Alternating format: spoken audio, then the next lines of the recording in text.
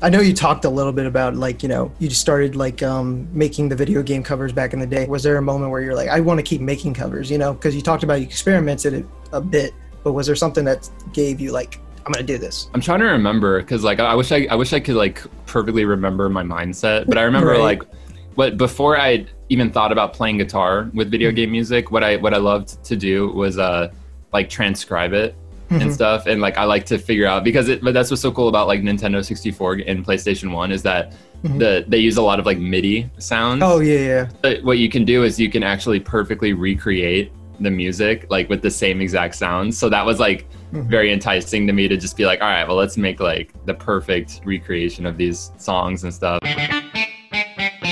And it was a lot of Mario and Banjo-Kazooie and GoldenEye stuff that I was doing. And so I was sitting there and I was with my friend who was also doing this at the same time. You know, we both kind of were playing guitar together and stuff. And so we were just like sitting there and just doing all these transcriptions. And I was kind of sitting there and, you know, I was just looking at all this. I'm like, I got to do something with this, you know, like, because I'm just like sitting here with all these things and I just don't know what to do with them. And I'm very proud of them and I want to show them to people, but you know, what do I do? So I just, I started like recording a little bit, you know, I've been recording up until this point, but it was very casual. Just like a lot of it was like loops and stuff like that.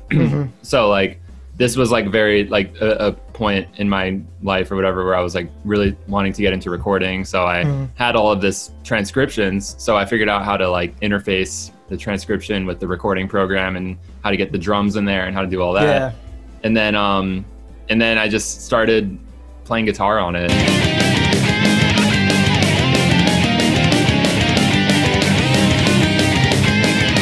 And I think it was just kind of like I don't know if it was necessarily just like okay, so here's the plan. I'm gonna like do this and it's gonna be my career. And you know, it definitely wasn't something like that. It was very just like impulsive and just like something I wanted to do. And this was also when YouTube like just started.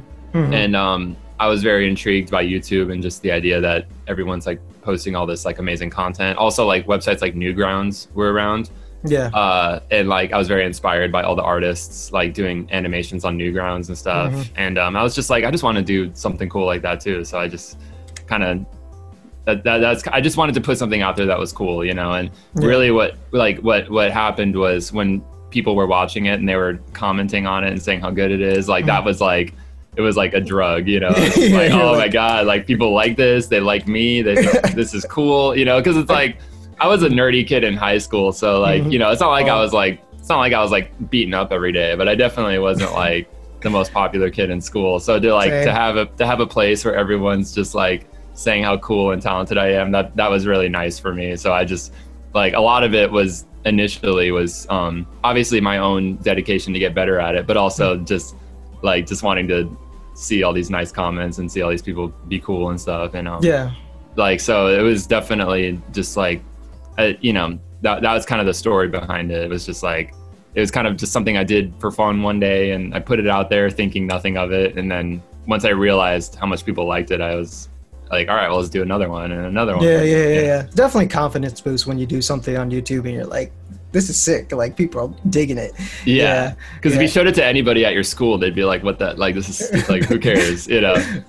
Like, especially if it's like video games with guitar on it. It's like, to this day, it's still a very, like, it's a very particular thing that, you know, if you love it, then you love it and you're going to always love it. But it's like, it's not exactly like, you know, something that's going to be on the top 40 on Spotify or something. Yeah. Now, like you see like video game covers, there's got like millions of views, you know, 100,000. It was early where like people were just starting out. So no one like looked at it and it wasn't like its own like thing, you know, community.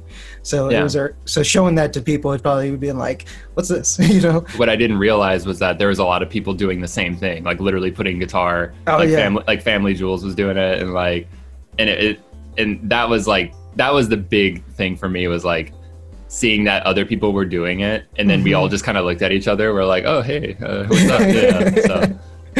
Like, it's crazy. It's crazy how we all did that, you know, we all live. I don't know. It's just, again, I know it sounds so weird because it's like, we're so used to the internet now. We're so used to YouTube, but like back then it was like, it's crazy. Like, it's like there's people all over the country that are doing what I'm doing, and right, you know, and like it was still just such a mind-blowing thing for me, you know. I think I started noticing like the kind of the community growing when I started seeing so many collabs with everybody. I watched your videos and it was just cool seeing all the new guitarists that would kind of like you would collab with, like Rishad and Jonathan Young and like like Jules. But it was just cool seeing it kind of grow from that small area and seeing it explode, kind of seeing how like everybody was doing their own thing.